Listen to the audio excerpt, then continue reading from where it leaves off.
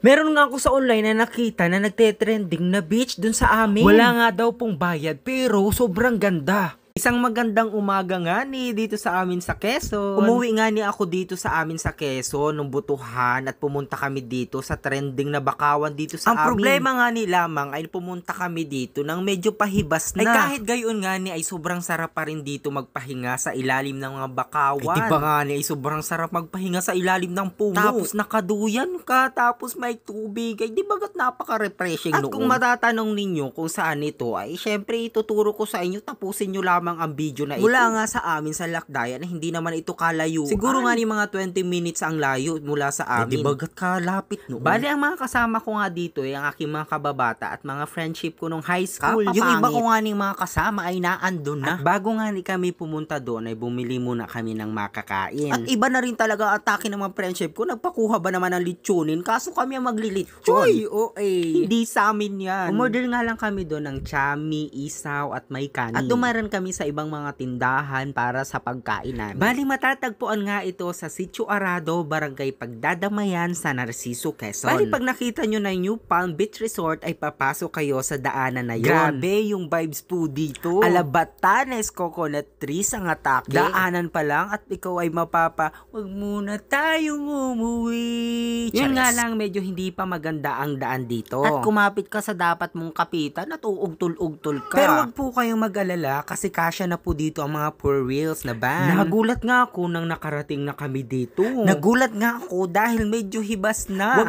nga kayo dito pupunta ng hibas or low tide na. Baka kasi hindi nyo magustuhan yung place dito. Pagkat ang atake nito ay kapag talagang high tide. Bali nung pumunta nga kami dito ay tanghali na. Siguro mga alas 11 na. Kaya kung gusto nyong maabutan yung high tide nito ay kailangan pumunta kayo dito ng mas maaga. Pero kung ang habol nyo lang naman ay yung vibe sa ilalim ng puno ay talagang sobrang sarap pa rin naman sa feeling. Bali pagkarating nga namin dito ay syempre nagtakid na kami dito ng duyan. So kung pupunta kayo dito ay syempre magtigi-isang duyan kayo kasi mag-aagawan talaga kayo. Habang nga ako ay nagtatakid ng duyan, hinubuan ba naman ako ng kumag na to? Buti na nga ni lamang talaga ay hindi nakita sa video. Buti na lang at walang ebidensya. Ito na nga yung sinasabi ko sa inyo na kailangan tigi-isa kayo ng duyan para hindi kayo nag-aagawan. Kaya kung gusto nyong maka-feel ng gantong vibes, pumunta na kayo dito. Kalapit lang to ng New Farm Resort. And notes, wala po ditong bayad. At i-take advantage nyo na habang free pa. Dahil nga ang chismis, gagawin daw itong resort. At kung mauuna kayo dito, meron dito isang tambayan. Ayun. Mas okay kung kayo ang mauuna doon.